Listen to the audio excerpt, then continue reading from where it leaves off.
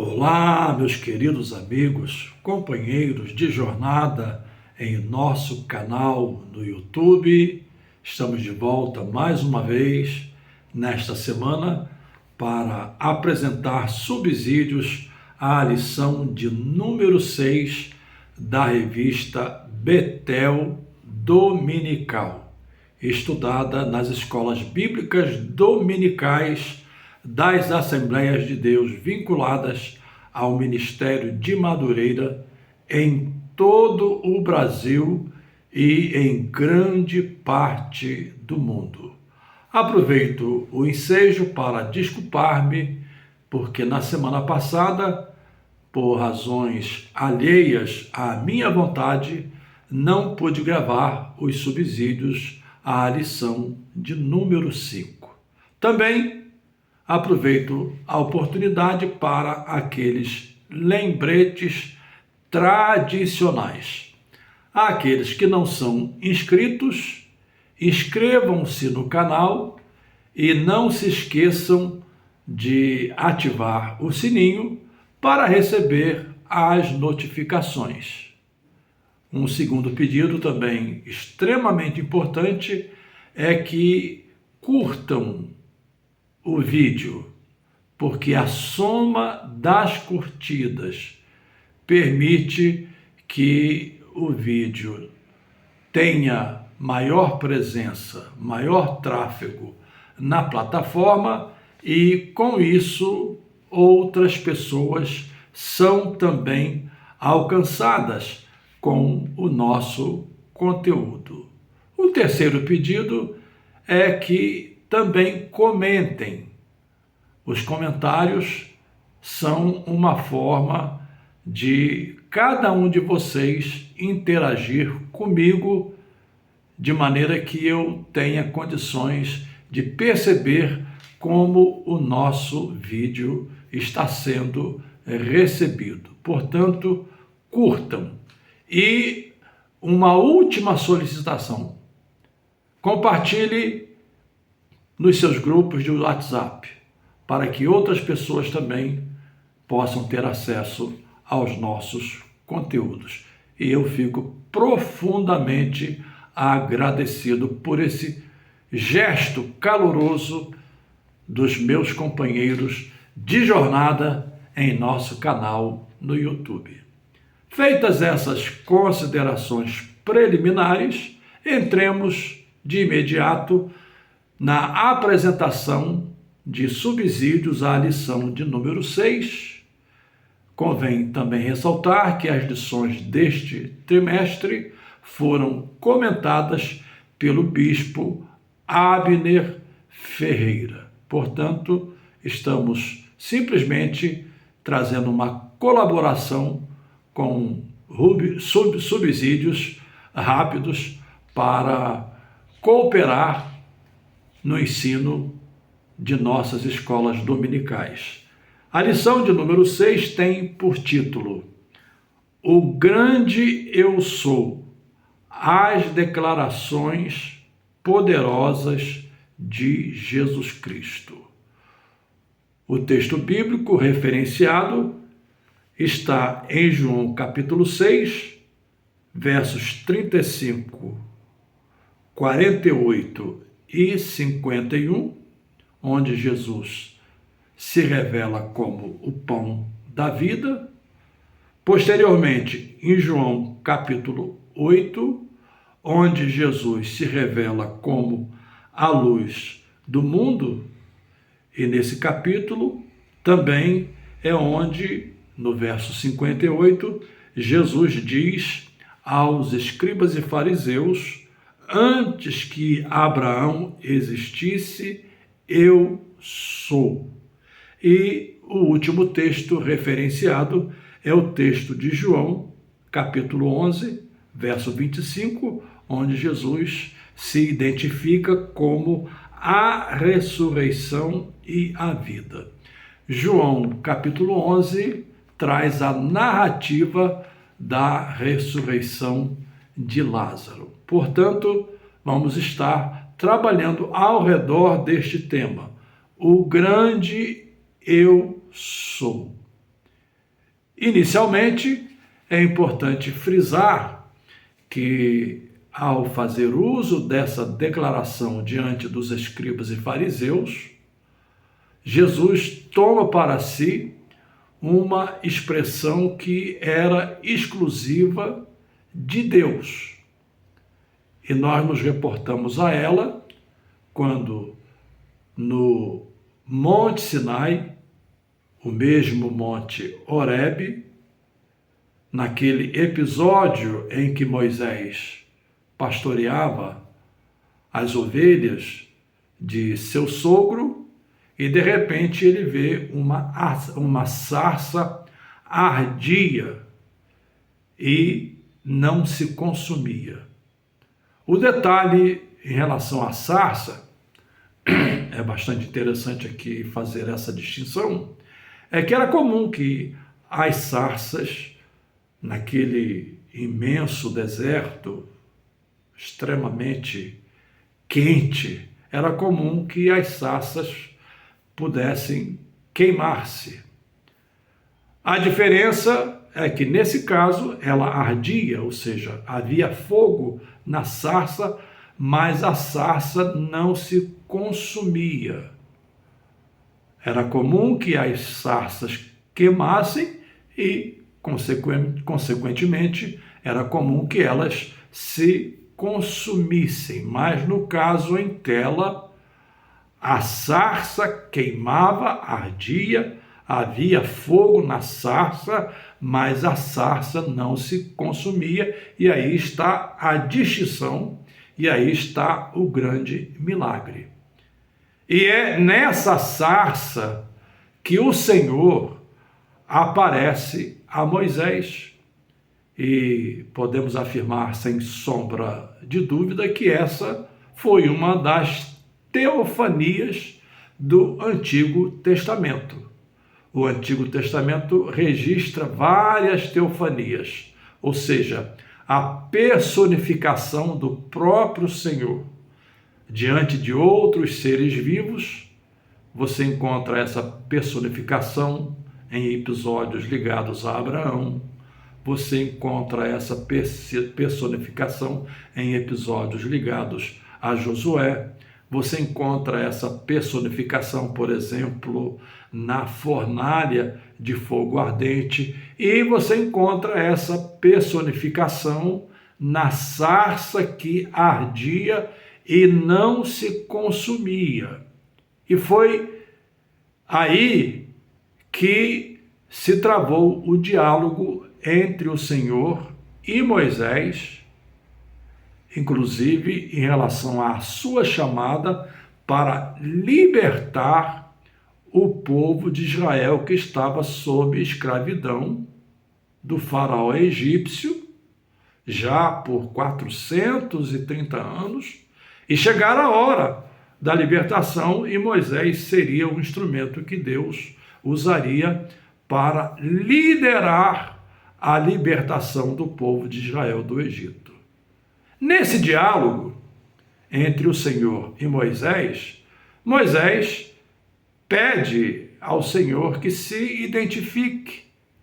Em outras palavras, Moisés queria saber o seu nome para que ele pudesse, ao dirigir-se a Faraó e a dirigir-se também ao seu povo, o povo de Israel, para que ele pudesse então dizer quem o estava enviando.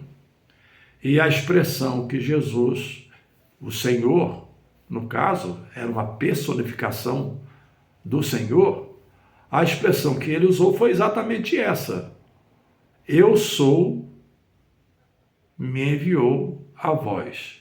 Em outras palavras, você dirá isso a Israel. Você dirá isso a Faraó. Eu sou, me enviou a vós. Então, essa expressão era uma expressão exclusiva da divindade. E quando refiro-me à divindade, refiro-me ao Pai, refiro-me ao Filho e refiro-me também ao Espírito Santo. Eu sou.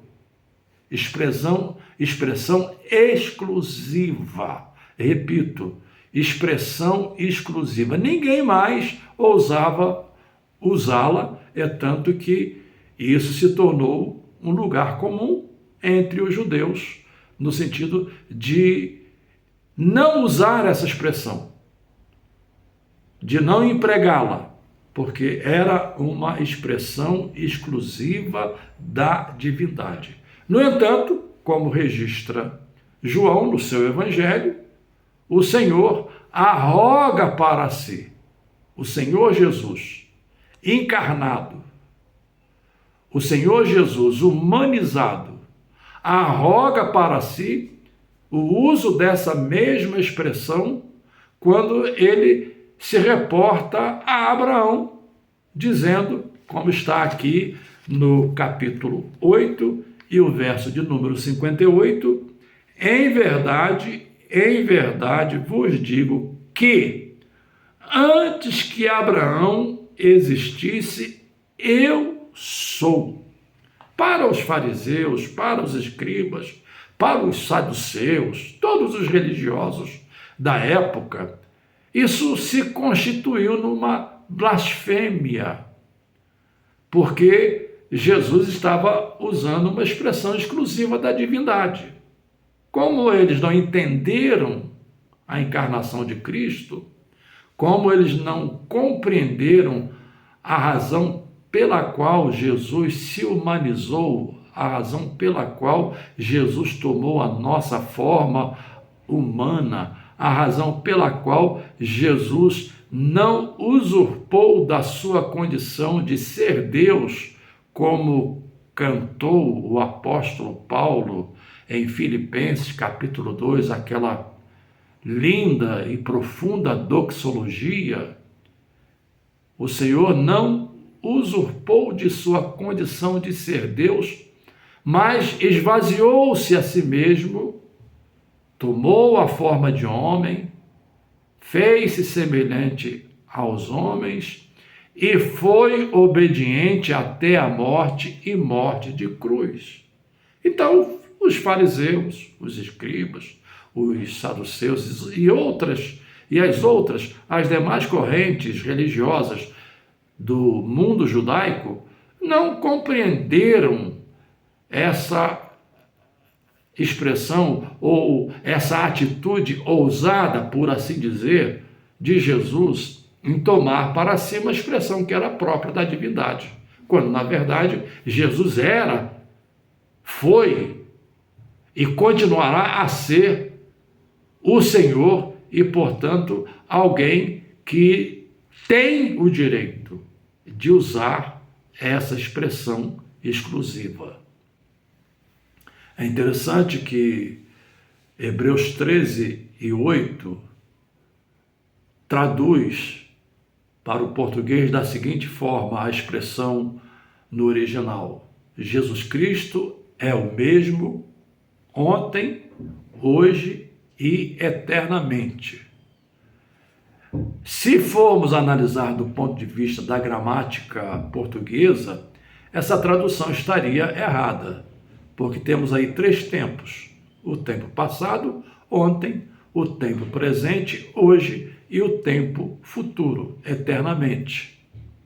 Então, a tradução em tese correta deveria ser: Jesus Cristo foi ontem, Jesus Cristo é hoje e Jesus Cristo será eternamente.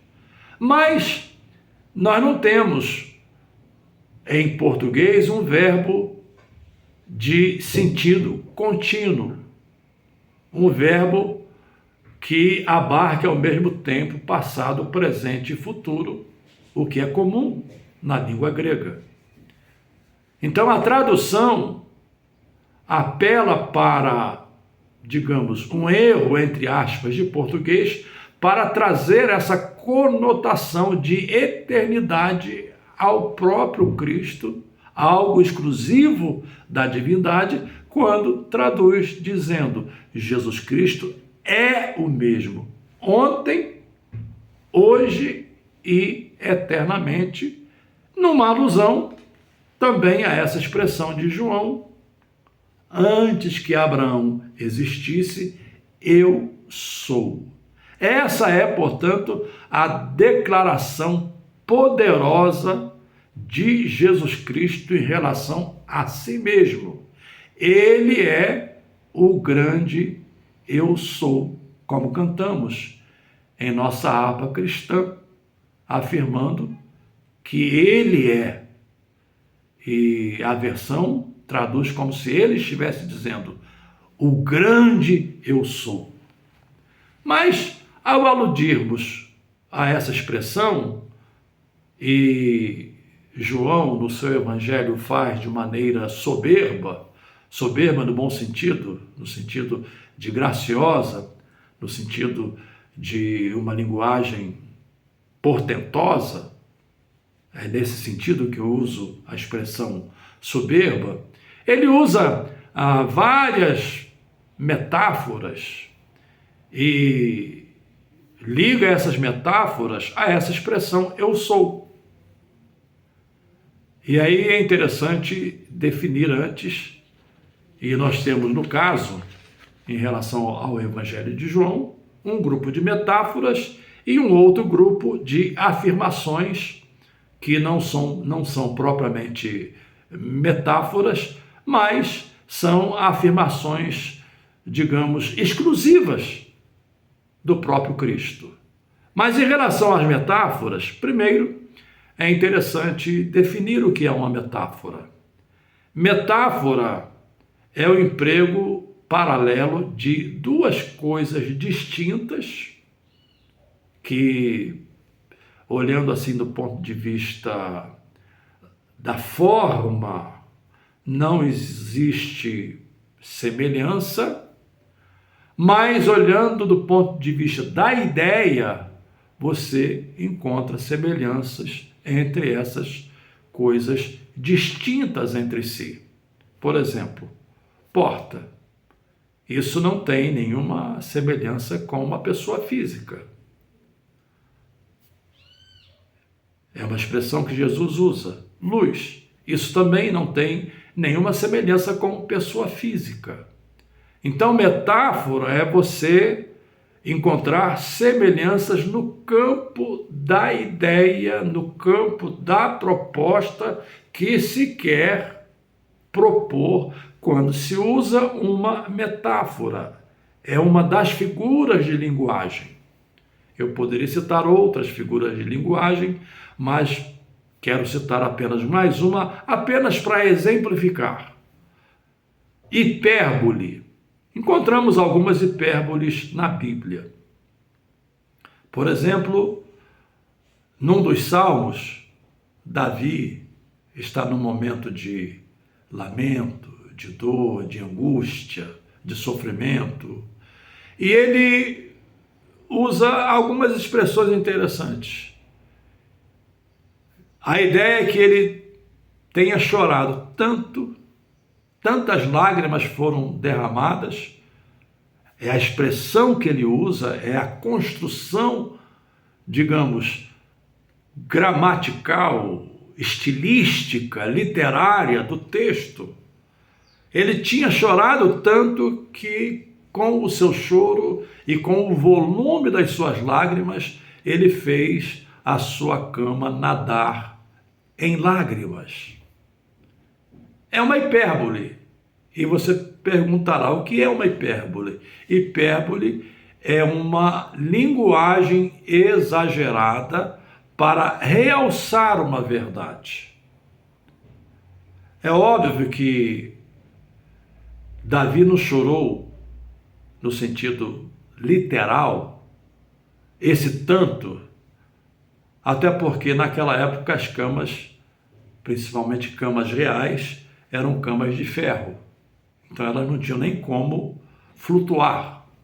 Mas para que elas pudessem eventualmente flutuar, era necessário que o quarto onde Davi estivesse dormindo, ele chorasse com tanta abundância que as lágrimas fizessem um pequeno lago no quarto, pelo menos a altura da metade da parede do quarto, para que então a cama pudesse flutuar e cumprir-se literalmente, entre aspas, a ideia de uma cama nadar ou flutuar em lágrimas. Então essa é uma linguagem hiperbólica, ou seja, uma linguagem exagerada que tem por finalidade mostrar o profundo drama que Davi experimentava, a profunda dor que Davi experimentava.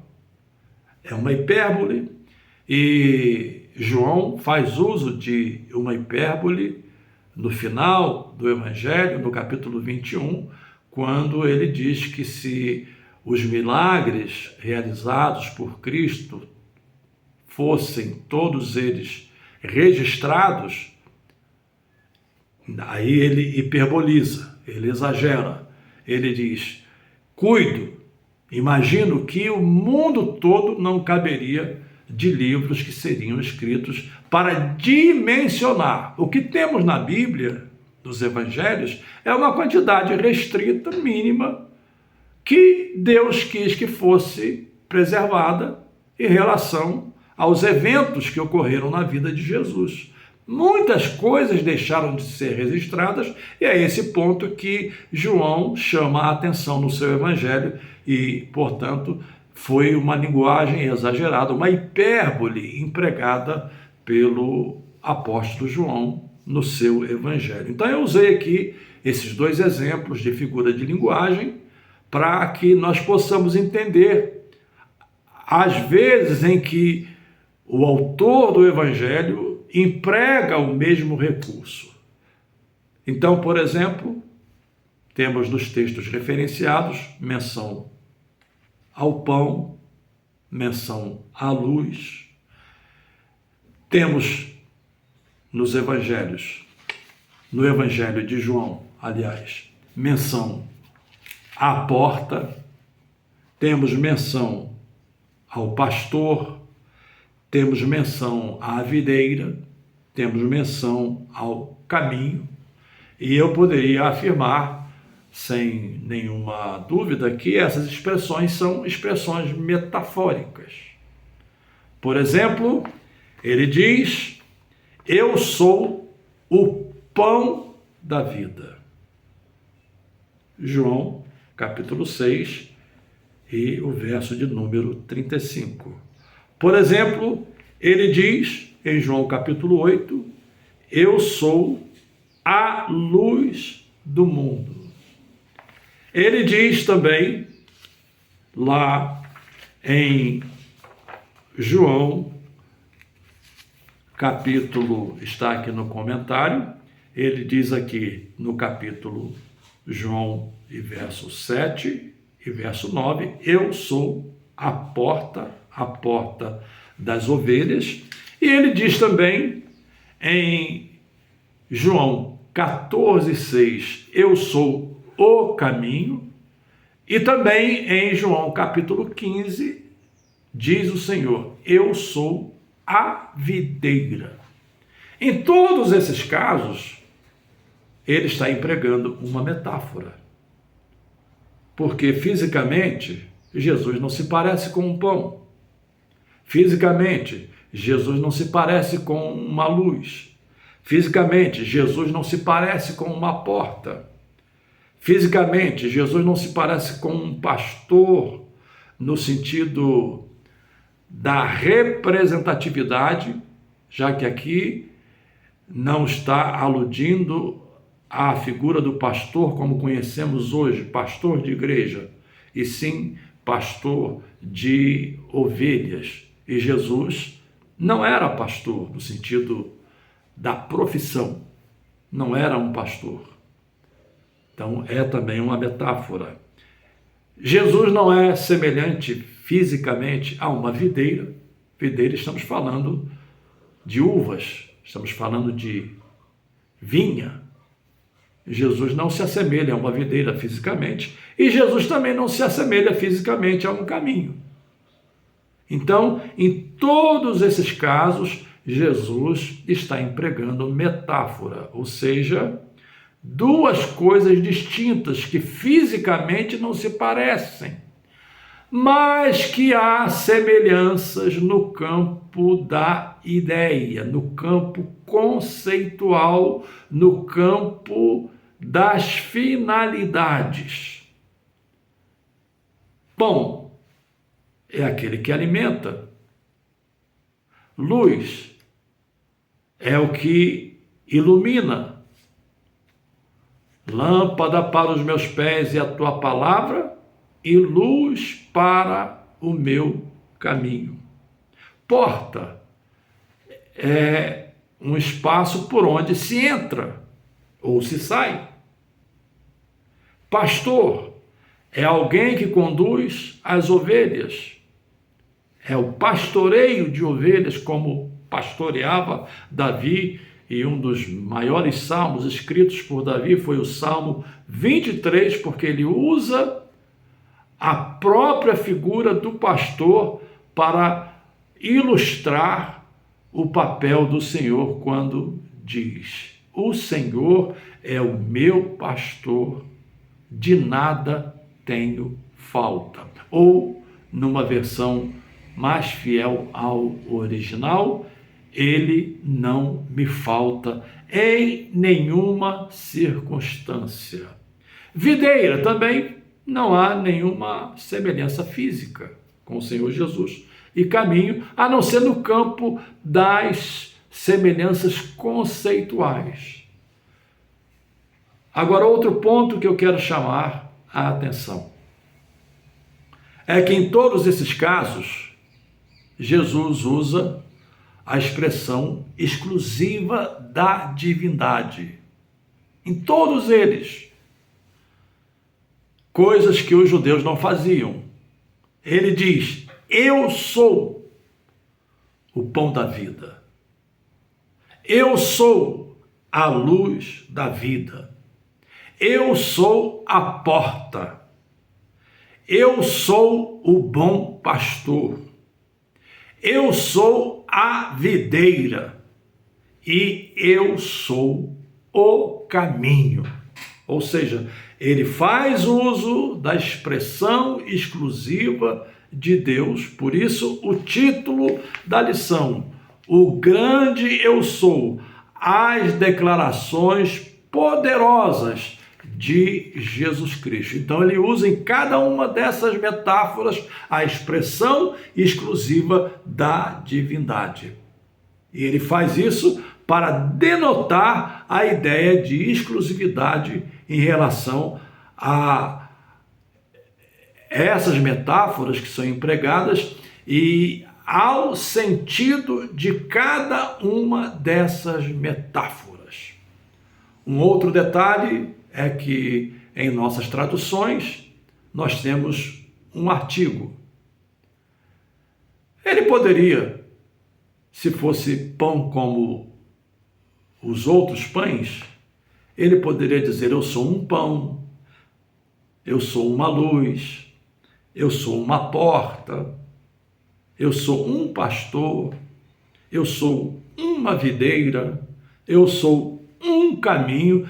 É o chamado pronome, ou aliás, é o chamado artigo indefinido. Artigo indefinido. Ou seja, é um entre tantos. Um pão entre tantos pães. Uma luz entre tantas luzes. Uma porta entre tantas portas. Um pastor entre tantos pastores. Uma videira entre tantas videiras, e um caminho entre tantos caminhos. Mas não é assim que Jesus faz, não é assim que ele se identifica, ele define, ele usa o artigo definido que singulariza o seu papel, ou seja, que dá um sentido único e exclusivo ao seu papel. Eu sou o pão da vida. E aí eu poderia aludir a várias possibilidades. Pão é alimento universal, ou seja, ele veio ao mundo não para um grupo exclusivo, mas ele veio ao mundo para todos. Eu sou a luz do mundo, ou seja, ninguém pode encontrar perdão, salvação, uma vida de claridade, para usar a conotação de luz, ninguém pode encontrar a não ser na pessoa de Jesus, até porque ele mesmo disse: quem me segue, repito, quem me segue não andará em trevas. Quem me segue não andará em trevas. Eu sou a porta. Existem muitas portas, existem muitas janelas, mas nenhuma dessas portas conduz à vida eterna. Nenhuma dessas janelas conduz à salvação.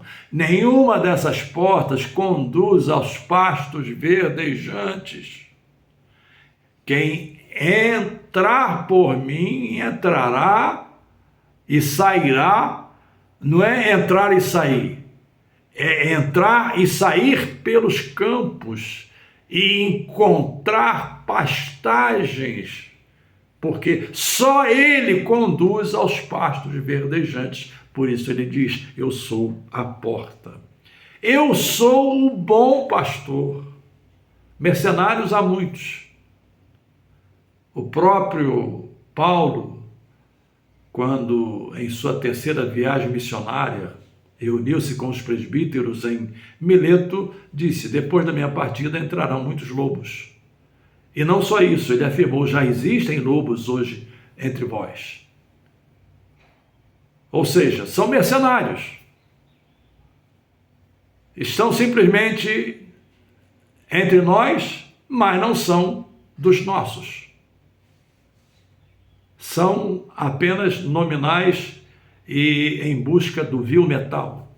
Jesus diz: não, eu sou o bom pastor. Ele é o único pastor, o pastor a quem todos nós seguimos. Somos colocados como pastores nas igrejas que expressam comunitariamente o conceito da Igreja Universal, Igreja Corpo de Cristo, mas nós somos apenas ovelhas que carregamos sinos, para que à medida em que os nossos sinos toquem, quando caminhamos, seguindo o bom pastor, as ovelhas que vêm atrás nos acompanhem. Simplesmente esse é o nosso papel. Mas quem nos guia, quem nos dirige é Jesus, que se identifica dizendo: eu sou o bom pastor. Eu sou a videira, ou seja, não há qualquer outra vinha que produza, digamos, vinho autêntico, vinho de qualidade, vinho legítimo. A única videira que produz alegria, prazer, satisfação, felicidade, gozo. A única videira que produz é Cristo. Eu sou a videira. E por último, em relação às metáforas, eu sou o caminho. Há uma expressão comum que as pessoas usam dizendo que todos os caminhos levam a Roma. Ou que todos os caminhos, usando o paralelismo, todos os caminhos levam a Deus. Não. O único caminho que leva a Deus é Cristo. Eu sou o caminho. Então são expressões metafóricas. No outro lado, eu fiz aqui duas colunas, nós temos três outras expressões que não são propriamente metáforas, embora elas também possam ser expressões figuradas. Quando ele diz: eu sou a verdade, aí a alusão é em relação a tantas verdades. E essa pergunta o próprio Pilatos fez a Jesus: o que é a verdade? Jesus é a verdade plena, absoluta. A verdade onde não se flexibiliza, onde não se busca relatividade, onde não se estabelece digamos, interpretações duvidosas. Jesus é a verdade. A verdade humana é relativa. As nossas verdades pessoais, particulares, e às vezes fruto de má interpretação, as nossas verdades são particulares, são relativas, mas Jesus é a absoluta verdade. Ele é a vida, e é nele que encontramos vida, e vida em abundância. É interessante que o próprio Senhor Jesus deixa isso bem definido. Quando nós o encontramos, nós não receberemos a vida eterna, mas já temos a vida eterna por termos encontrado com o Senhor, que é a vida e a ressurreição. Um dos dramas que enfrentamos para concluir a nossa exposição de subsídios é que nós lidamos com a morte. A morte é um acidente de percurso, mas a morte, do ponto de vista da realidade humana, não estou tratando aqui da separação espiritual, a morte é também separação espiritual, mas a morte física é o extinguir da vida física. E um dado interessante é que a morte traz temor. Para aqueles que não têm esperança, muitas vezes a morte traz desespero. Mas para cristãos, ela traz temor e algumas pessoas ficam preocupadas. E deixe-me dizer, é natural que isso aconteça. Por quê? Porque nós não fomos de maneira nenhuma criados para a morte. A morte é um acidente de percurso. Nós temos um desejo inato pela vida. Então a morte aparentemente significa a extinção da vida, quando na verdade é a extinção da vida física, porque a vida após a morte continua e essa vida após a morte é binária. Só existem duas possibilidades: vida eterna ou morte eterna, ou seja, para sempre separado da presença de Deus, vivendo os sofrimentos do inferno no lago de fogo. Mas para quem tem Cristo, já temos nesta vida a vida eterna. Então, usando aqui aquela expressão de John MacArthur, falecido recentemente, ele disse que em relação aos salvos, aos crentes, aos redimidos, aqueles que vivem em comunhão com Deus, que já passaram da morte para a vida, em relação a esses, a morte só vai ter um trabalho, um único trabalho. Vou repetir, a morte só vai ter um único trabalho, o trabalho de entregar o crente salvo à pessoa de Cristo. Foi o que aconteceu com Estevão, no dia em que ele foi apedrejado, e ele teve aquela visão: eis que vejo os céus abertos, e o Filho do Homem, o Senhor, em pé à destra de Deus. Ele não viu Jesus assentado, ele viu Jesus em pé. E eu me permito fazer aqui uma digressão para passar uma ideia. Eu imagino que Jesus não tenha tempo de se assentar no trono. Por quê? Porque a cada minuto chegam remidos no céu, que alcançaram a vida eterna em Cristo, que é a vida. E Jesus precisa estar de pé para recebê-los e dizer a eles: vinde, benditos de meu Pai, possuí por herança o reino que vos está preparado desde a fundação do mundo. Então, é uma declaração poderosa: eu sou, que acompanha outras declarações poderosas de Jesus Cristo no Evangelho de João. Eu sou o pão da vida, eu sou a luz do mundo, eu sou a porta, eu sou o bom pastor, eu sou a videira, eu sou o caminho, eu sou a verdade, eu sou a vida e eu sou a ressurreição. Com isso, concluo o vídeo desta semana com esses subsídios, agradecendo por sua preciosa atenção e fazendo aquele pedido especial para finalizar.